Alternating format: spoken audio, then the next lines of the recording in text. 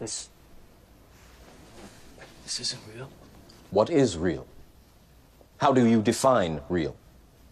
If you're talking about what you can feel, what you can smell, what you can taste and see, then real is simply electrical signals interpreted by your brain.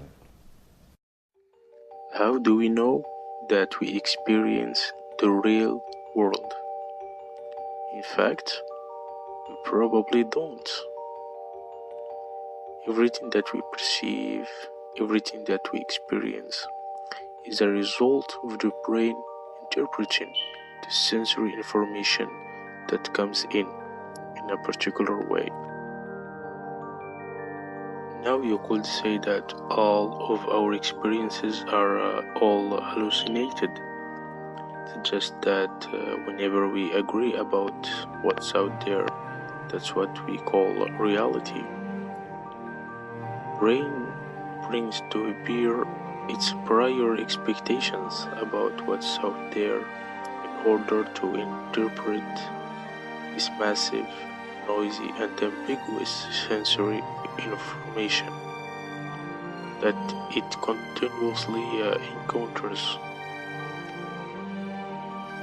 Perception, instead of just being a reflection of what's actually there in the world, is always this active process of interpretation. It's easy to assume that we see with our eyes. In fact, we see with our brains. Our eyes are of course necessary, but we actually end up perceiving is much more a product of how our brain interprets all this information from the eyes. The eyes is this window into an objective external reality, and when the balance is disturbed between how the brain interprets sensory information and what the sensory information actually is, that's when people start to see things that other people don't, and that's what we call hallucinations. When you look at a cloud and sometimes you can see faces in clouds, now that's a kind of hallucinations. Other people who will see things that really other people don't see, that's just a different balance that they have between how their prior expectations influence the sensory data that comes in. Another aspect of this is when you take things like psychedelic drugs, that also leads people to have unusual experiences, to see things that aren't there again. It doesn't mean that these things really exist. It just means that your brain is working in a different way, so that its prior expectations can dominate this sensory information.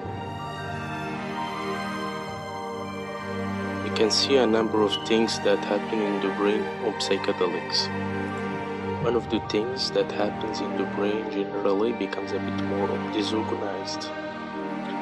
Normally, in the brain, different parts of the brain have activity that correlates.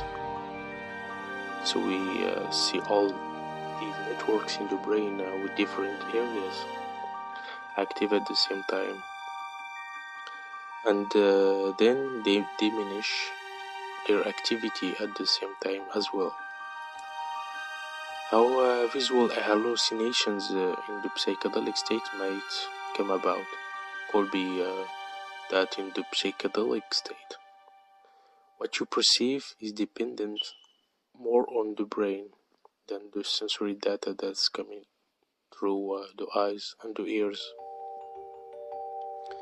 And we have the opportunity now to try to characterize exactly how and why this happens.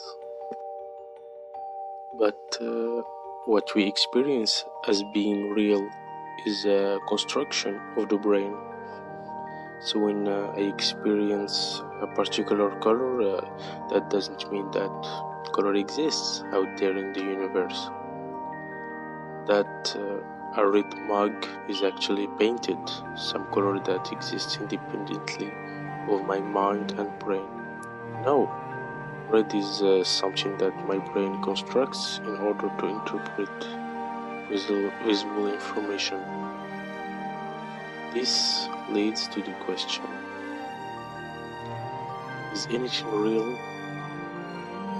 Is anything really there?